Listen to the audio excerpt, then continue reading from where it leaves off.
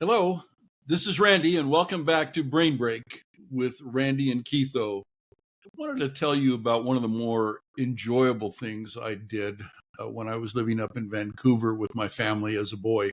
We had a favorite place to go. It was over 90 nautical miles from Vancouver to get there. It would take us anywhere from 6 or 8 hours in a slower boat to towards the end, we had a boat that we could make it in about 4.5 hours. But the interesting thing is you had to time your entrance into the inlet because it had a very narrow opening, and there was a huge amount of water that would go in when the tide would change and it would come out. You couldn't go in or out safely unless the tide was at slack tide. I know that sounds crazy, but I saw more than one very powerful boat get smashed on the rocks. I remember my dad we had a boat with a couple of fairly powerful motors on it. He tried to go in, he backed out and said, nope, we'll wait. So we went fishing for a few more hours and then we went in. But the reason you want to get in there soon is there were only so many places to tie up. You see, it was a fjord. The fjord was surrounded by mountains. It was about almost 4 miles long. At the end, there was a waterfall called Chatterbox Falls. Chatterbox Falls was really interesting because the fall during daylight hours was so noisy you couldn't hear yourself think. But at night, when the snowmelt would finally stop because the sun would go down, it would quiet down. In fact, it didn't get going until probably 10 or so the next day, and then it'd go till 8 or so at night. But they only had a small dock at the end, and they didn't allow any logs there to tie up to. So you had to get in there on time to tie up. But it was just gorgeous. If you get a chance to go to that part of the country, you really want to go to Princess Louisa Inlet. It's amazingly gorgeous. On the title piece to this, I'll put some pictures of it. We really enjoyed going there. As I've said in previous posts, my dad loved fishing, but he also liked just about anything from the ocean. So he would put down crab traps, and we called them prawn traps. We thought we were catching prawn, but they were just large shrimp, I guess, because I guess a prawn is freshwater. That's the way they define it now. Back then, we didn't know what it was. We just know it tasted good. The crabs would just crawl in the crab trap to get whatever we'd put in there. The same thing with the prawns or shrimp. They would just stay until we would pull it up, and we would go back, and there was a float on it. It might be 200-300 feet deep, and we'd pull it up and coil the line up, harvest what was in the trap. That would be our dinner, sometimes an appetizer. We had a lot of fun. And luckily, my brother and I both enjoyed eating seafood. While my dad wasn't the greatest cook, he had some ideas. The fun thing about it when you're out camping on a boat is the other people around you have suggestions. Oh, hey, I've got this or I've got that. And they'd bring over a spice, or instead of using flour, here, try this cornstarch, or try this cornmeal. I think it might give you the kind of crunch you're really looking for. We ate like kings. What can I say? It was wonderful. The hardest thing was trying to keep enough vegetables on board the boat because there was only so much room for canned goods.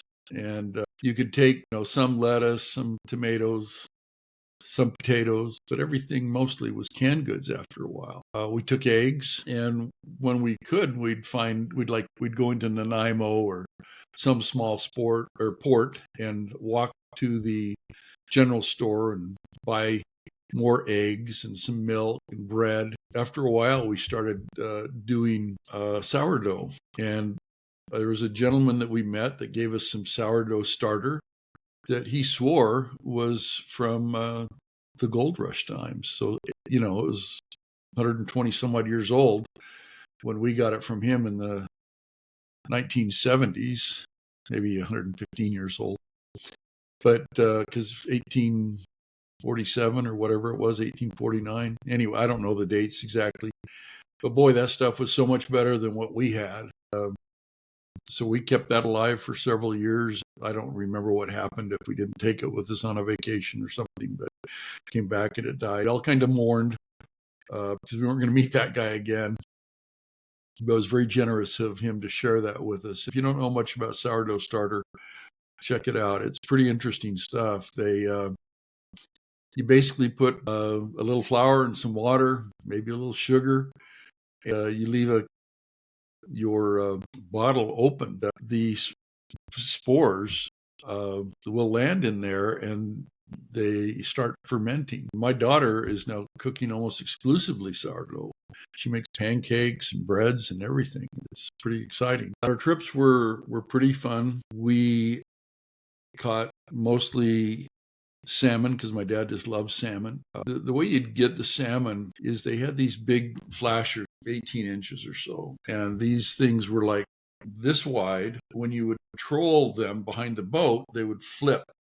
They would catch the light from above, and they would flash, and that would catch the fish's attention. Beyond that was a big hook that had a piece of herring on it. Then the salmon would hit that herring and cook themselves, hopefully. There weren't shark up there to worry about. We had a few dogfish that we see from time to time, but mostly it was salmon. I remember just catching lots and lots of salmon, to the point where, to be honest with you, if we go out to eat and get seafood, I'm not going to get salmon. I've eaten enough salmon in my life. My wife loves salmon. I don't, unless it's smoked. I love salmon then. But we had a great time, and it was an adventure. We learned not to panic when things would go wrong, as they often do when you're on a trip. The one boat that we took up there, it was called the Tarandi, named after my brother and I. It had 2 outboard motors. On one trip, one of those motors died, and we were able to get it going again, and then it died again. We weren't able to get it going again.